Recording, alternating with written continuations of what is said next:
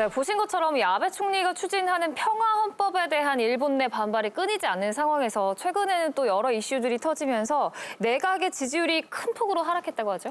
네, 지금 화면을 보시면요. 바로 15, 16일 동안 이 교도통신이 이틀 동안 실시한 여론조사 그래프거든요. 그런데 이 아베 내각 지지율이 고작 41% 정도밖에 되지 않습니다. 지지하지 않는다는 답변이 46%를 차지했는데요. 집권 이후에 최대폭으로 하락했다 이렇게 볼 수 있는 거죠. 뭐 사학도 있었고 벚꽃 스캔들도 있었습니다만 아무래도 또 코로나19 사태도 한몫을 했겠죠. 아마 그렇다고 봐야 될 것 같아요. 지난 3일 다이아몬드 프린세스호가 일본에 도착하니까 일본은 전통적인 전염병 방지 대책으로 맞섰습니다. 바로 미스기와 정책을 쓴 거죠. 하선을 시키지 않고 그다음에 해상 격리를 했었습니다.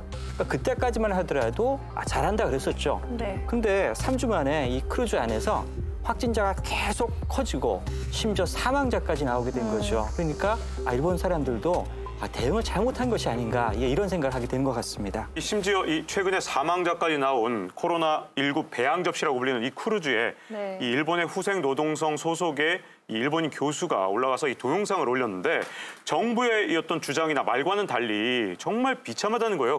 It was completely chaotic.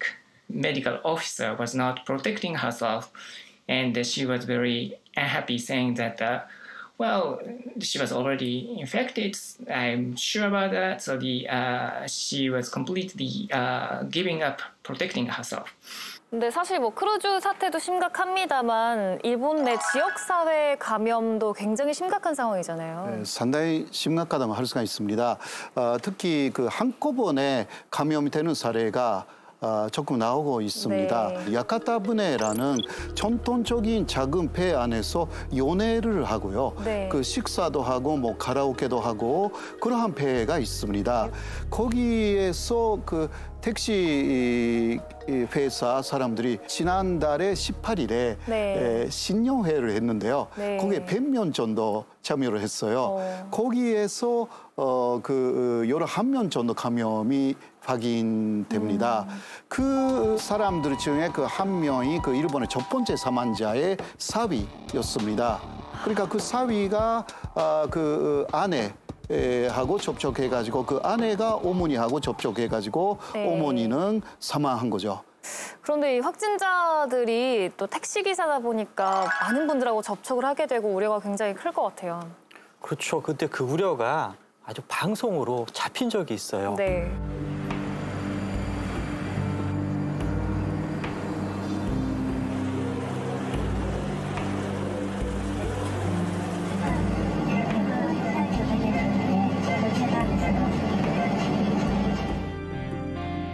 그러면 그날 그 택시에 타고 있었던 승객, 그렇죠. 또 심각하게는 그 취재하고 있던 그 방송 인력들 얼마나 놀랐겠어요. 근데 사실 제 주변에서도 이런 얘기 많이들 하시는데 일본 하면 재난 대응 선진국이 아닌가, 왜 이번 사태에 이렇게 제대로 대응을 못하는 건가 이런 말이 많이 나오거든요. 이유 중 하나가 매니아르 문화라고 이야기가 되어 있어요. 사실 그 이번에 매니아르 자체가 없었습니다. 현재까지는 그 인플루엔자에 관한 그 매니아르만 있었고 거기에 따라서 했는데 그것도 위에서 확실하게 이렇게 해라 저렇게 해라라는 그 강한 요청이 없었기 때문에 굉장히 큰 문제를 일으켰다라고 말할 수 있습니다. 네, 결국 상황이 이렇게 되니까 일본에서도 이제는 코로나19에 대해서 경각심을 갖게 됐거든요. 일부 회사에서는 뭐 재택근무를 권장하기도 하고요. 또 23일로 예정돼 있었던 나루히토 1왕의 생일맞이 행사가 있었는데 이것도 취소가 됐습니다. 네, 이렇게 뒤늦게라도 또 대책을 내놓는 이유는 점점 상황이 심각해지다 보니까 아베 총리가 위기감을 느끼고 있는 게 아닌가 이런 생각이 드는데 이번 사태 이전에도 몇 가지 위기가 있었죠. 그렇습니다. 그 특히 현재도 그렇지만 벚꽃 스캔들라든가 기타 카지노 스캔들라든가 아베 정권이 안고 있는 스캔들들이 굉장히 많습니다. 막 벚꽃 보는 모임이라는 게 지난해 4월에 있었고 그때 아베 총리가 불법적으로 1000명 정도의 자신의 그 선거구의 유권자를 불렀던 것입니다. 거기에 정치 자금으로 쓰면 안 되는 자금으로 향을 제공한 그러한 혐의가 있어요. 벚꽃 스캔들과 관련돼 가지고 아베 총리는 나름대로 해명을 했어요. 네. 근데 그 일반인의 상식으로 봐서는 이해가 안 가요. 이 벚꽃 스캔들 관련돼 가지고서 자료 아무것도 없다라고 그러는데 과연 자료가 있는지 없는지 어떻게 알 수 있겠어요? 네, 그러니까 거짓말을 굉장히 한다라는 그 이야기가 많이 그 일본에서도 되어 버려 가지고요. 그래서 요새 아베 신조 일본 총리가 어렸을 때 집에 가정부로 있었던 분이 나오셔가지고 그 옛날에 아베 총리가 어떤 아이였는가. 근데 증언을 그 어떤 그 인터뷰에 쭉 했는데요. 이렇게 이야기를 했습니다.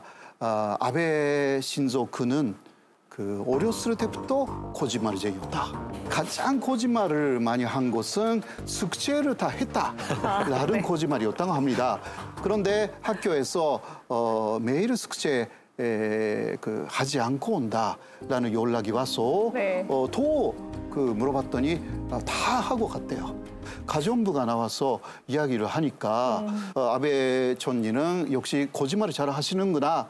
그렇게 해서 또 지금 그 벚꽃 스캔들에 대해서 아베 총리의 설명을 믿는다라는 사람이 없었어요. 지금 위기를 맞은 아베 총리 입장에서 또 가장 걱정되는 거는 7월에 열리는 도쿄 올림픽이 아닐까 싶습니다. 그렇습니다.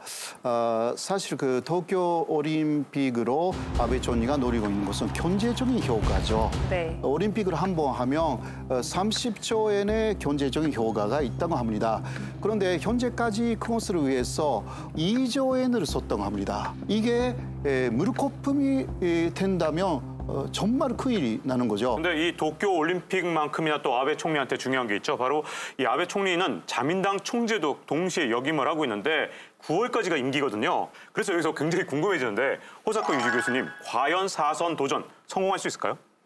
현재의 상황에서는 조금 어려운 것 같습니다. 지금 4명 정도 그 후보가 있습니다.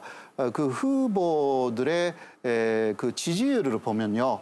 첫 번째가 이시바 시게루라는 사람이 1위가 되어 있습니다. 아직은 그 23% 정도이지만 1위입니다. 네, 이 사람은 판 아베입니다. 그러니까 판 아베, 자민당 안에 판 아베인데요. 네, 아베 신조 일본 총리는 17% 정도로 2위가 되어 있습니다. 그러한 사람이 여론에서의 그 득표에서도 1위가 되어 있기 때문에 아베 총리로서는 상당히 지금 그러니까 네. 정신이 없는 거예요. 그래 잘 못 제대로 갑니다. 대처할 정신이 없다. 대처에 네. 대해서 너무너무 소극적이고 아베 총리가 그 지금 그 컨트롤 타워에 중심에 있다는 거 아무도 몰라요.